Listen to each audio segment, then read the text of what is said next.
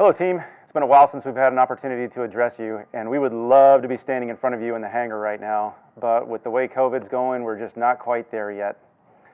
We're a little more than halfway through 2021, and so far it's been an interesting year, and we have a lot going on. One of the new things that we have going on in the Air Force is that last week the Senate confirmed Mr. Frank Kendall as our new Secretary of the Air Force. He comes to us with a mantra of one team, one fight. And that one fight refers to our near-peer adversaries, primarily with China and Russia. We have to remain focused and ready to deter and potentially win a fight against those enemies.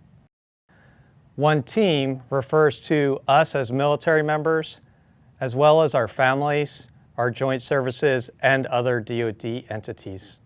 In addition to the new Secretary of the Air Force, we have our own new strategic vector. In early June, we held a two-day meeting to develop our new strategic priorities, and we had several of the senior leaders meeting. We also included several junior enlisted, and that was a recommendation that came to us that we thought was a great idea. So I want to go ahead and recognize several of those enlisted members now. Tech Sergeant Kristen McLaughlin from the 301st AMXS, Staff Sergeant Joseph Tran from the 301st LRS, Staff Sergeant Edgar Pineda-Cubero from the 301st OSS, and Sergeant Aaron Terry from the 301st Fighter Squadron at Eglin. And without further ado, I'm unveiling our new strategic vector. Our first is the mission, which has not changed, and that is to train and deploy combat-ready airmen. Our decision was to keep it exactly the way it was. We thought it was great. Our vision is to be the leading provider of agile air power and innovative, empowered airmen anytime, anywhere. And for our priorities, and these are in no particular order: accelerate readiness, empower ownership at all levels, drive F-35 integration, and develop, retain, and recruit airmen. Now, we did that last one in priority order of what we want to focus on. One is to make sure that we are not only taking care of the airmen that we have in terms of quality of life and development, but then recruiting to make sure that we get the right people in to fill the vacancies that we currently have. It's important to remain focused on our mission to train and deploy combat-ready airmen. With COVID, new missions coming online here, and at Tyndall, it's really easy to take our eye off the ball. But we need to keep our eye focused on the strategic priorities. And we've got some new leadership to help us make this new vector a reality. In the operations group, we said goodbye to Colonel Josh Stump Paget, and we welcomed in Colonel Benjamin Marsa Harrison. And in the 301st Maintenance Group, we saw Colonel Dave Edwards retire, and soon, in fact on Sunday, I'll be handing the guidon off to Colonel John Nemo Nemechek, who's coming back to the 301st Fighter Wing, and he's excited to get started on that job. I'm excited to see what you do with the job, Nemo. Along with the previous leadership gains the commander mentioned, I'd also like to welcome Chief Francisco Molina as the new MSG Superintendent, and soon-to-be Chiefs Beckner and White, who are going to new positions in the Comm Squadron and Logistics Readiness Squadron, respectively. We should also have a couple more new chiefs in the wing, and we look forward to having them on board as well. I'd also like to mention that we've got quite a few new first sergeants, both here in Fort Worth and at the 44th Fighter Group. And speaking of first sergeants, I want to give a big shout out to Master Sergeants Carrie G. and Cassie Hernandez for the phenomenal job that they did with the First Sergeant Symposium a couple of UTAs ago. We had over 42 participants, and the commander and I were just mind blown when we walked in that door and saw that room full. We're so grateful to have so many motivated and dedicated airmen that care about taking care of our wing. And part of that care, these leaders are going to help us to improve the climate within this wing. We recently conducted the wing-wide DEOC survey, and I want to share some of the results with you. And this is my briefing to you on those results. Overall, the wing has a strong and positive climate, although there are some areas where we can definitely improve. Across the board, and at the time that we took the survey, morale was low. And that's something we're going to have to get after. But I think a lot of it had to do with we were right then dealing with about 1 year of COVID procedures and being separated from one another. And I think when we saw everybody come back together starting in May at the UTA, and following that, we saw the morale improving very rapidly. Obviously, we're going to maybe take a little bit of a hit when we go back into these COVID procedures, but we're going to do what we can to help maintain that strong morale. Across the board also, everyone is feeling stress. It seems like maybe the work-life balance is leaning a little too far towards the work portion of that. And so I'm calling on all supervisors and commanders to make sure we're assessing that workload on our airmen and to keep an eye on our airmen to make sure that we're not overstressing them. I don't need a ramp full of flyable aircraft and a wing full of broken airmen.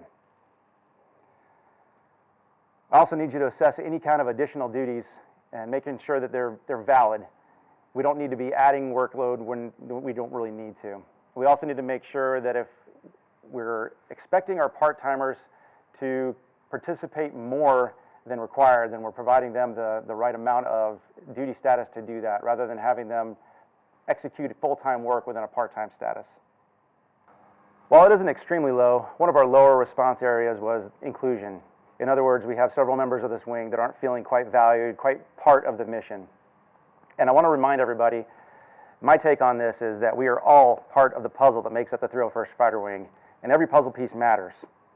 We've got a lot of great airmen, and they have awesome ideas, and we need to leverage those ideas and the experience that they bring to help make this mission and this wing better. On the positive side, overall trust in leaders and immediate supervisors is fairly high. Connectedness across the wing is also trending well. So airmen are feeling like they can reach out to one another during tough times, and we're definitely going to need that as we face some more challenges together. We also have a relatively low occurrence of harassing behaviors, which tells me we're building a better team on trust and making that environment a little bit better interpersonally. Overall, our picture is a positive one, and we need you to keep communicating with us so that we can keep improving that climate. The DEOC survey is one great way to do that, and we use these results to affect some change. In fact, one of the reasons that we did include the junior enlisted on the strategic vision is to make sure that we were helping to pull in some members of the wing that had not been feeling all that connected in the last DEOC survey. We also have been polling the helping agencies across the wing and having them provide information to us and getting that feedback on trends that are happening throughout the wing. And I'm going to talk a little bit about some quality of life improvements that we're working on here in just a minute. But we've also instituted a portion of the AF Connect app where you can communicate directly with Chief Senigo and me, and we can hear directly from you, along with our coffee with the commander and chow with the chief. I mentioned some of those quality of life improvements, and again, these are a direct result of the feedback that we get from you, from the communication we get from you. First is we took a lot of our helping agencies and we combined them into a team. Normally at other bases, I guess they would call that a community action board. Here we're calling it the resilience team, and we took most of the core members of what we used last year as our traumatic stress response team and turned that into our resilience team to help identify proactively areas where we can improve the quality of life. One of those is we are going to be getting a therapy dog over the next several months. Sometime in the next 3 months, I think we're going to see that we'll have a therapy dog that'll be coming around to your organizations and visiting. So take advantage of that opportunity. Another area that we're working on, and we know it's a significant stressor for especially our traditional reservists, is obtaining childcare during the UTAs. And so we've got a team working on that right now. We're working on getting the CDC opened up during our UTAs. But before we even have you bring your children out to that, we're working on how we can develop a backup plan for that, so that in case that closes and you have your children on the way or you have your children here, then we have somewhere else for you to take them and you're not put into dire straits just because your children are here. We also hosted our first-term Airmen's course with reserve and active duty airmen. A big thanks to Senior Master Sergeant McReynolds, our yellow ribbon representative from the MDS, and Tech Sergeant Hammond, a REGAF member from the 24th Fighter Squadron, who went above and beyond to make this happen and did a great job hosting that course. They really knocked it out of the park, establishing a new program here locally, and we just want to say a personal thanks to both of you for all your hard work and effort on that. Additionally, we broke a barrier in a previous issue where we were unable to use a program for morale and welfare, and that's called Unite. And Mr. Palomino and I worked closely with AFRIC A1 and were able to figure out how to get those funds afforded to our unit. And now your squadrons and groups are going to be able to host these events where you get to go out, have some fun, and eat some food together to help build that morale. And we hope that the program is a big success. I'd be remiss if I didn't mention COVID, considering we are returning to some of our procedures that we used last year. The recent trends in the local community and the number of cases that are increasing across the base are driving us back to some of those procedures. And this is after a period of relatively low transmission to almost zero cases going throughout the wing. But in the recent past and over the last 2 to 3 weeks, we've had multiple outbreaks across the wing. We've seen multiple airmen violating several of the procedures that we had in place, and the spread happened very quickly in those areas, in those workshops. And so I'm asking you to be diligent in all the procedures that we put forward, because they're going to help keep all of us safe and keep each other safe. I also need you to keep an eye on all the news feeds and all of the different media feeds that we have from the wing to make sure that you know the most recent and up-to-date information, because we're expecting that there will be changes as the situation progresses. I know it isn't fun. I really would love to get back to a more relaxed posture, and I think the way that we're going to do that is by taking care of each other and following the procedures properly. I know we can do this to mitigate the spread and to keep our mission going. We've done it before, and so I know we can do it again. As we go back to some potentially more challenging times, as the commander mentioned, with going back into mass and these COVID procedures, I want to reiterate the importance of taking care of yourself as well as others. We have a lot of the resources in this wing, and we have great people in those positions, like our Director of Psychological Health, Mary Arnold, our mental health team, the Airmen and Family Readiness, our first sergeants, supervisors, chiefs, and commanders. And we also have outside resources available if you decide you don't want to seek help on base. A great place to start looking for some of those is Military OneSource, but there are plenty of other nonprofits or other agencies out there. So this is a great time to check on each other, make sure that you're following our 4 pillars of comprehensive airman fitness with physical, social, mental, and spiritual well-being. And it's a really good time to just intentionally reach out to somebody. If you're thinking about somebody or you just want to know how they're doing, it's okay to just send them a text or reach out on an app or any other means to make sure that you're connecting and taking care of each other. We also have some exciting events on our horizon. Work on several of our F-35 programs are going to start here pretty soon. We've got several military construction projects going on. Our new Ops AMU building will start this year, as well as our simulator building.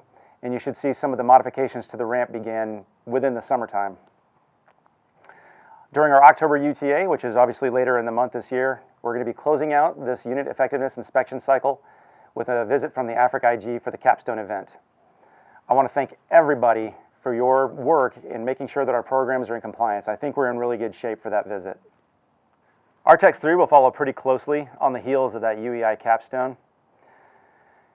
And I know that's a fairly tight term, but it promises to be some great training for our readiness. And finally, AFRC and 10th Air Force have selected the 301st Fighter Wing to be the lead wing for Exercise Patriot Fury, which will happen next year around this time. We'll have some more information as the planning continues on that. And in the more immediate future, on the UTA this weekend, we're going to have the first Community College of the Air Force graduation ceremony in a very long time. So we're excited to go see that, and we're excited to see you out and about during the UTA. I also just want to say that it is an absolute honor to be the commander of this wing. And I think the Chief shares my sentiment there, that it is just an absolute pleasure, and we're thankful every day that we get to be part of this organization. Thank you so much. Stay safe and healthy.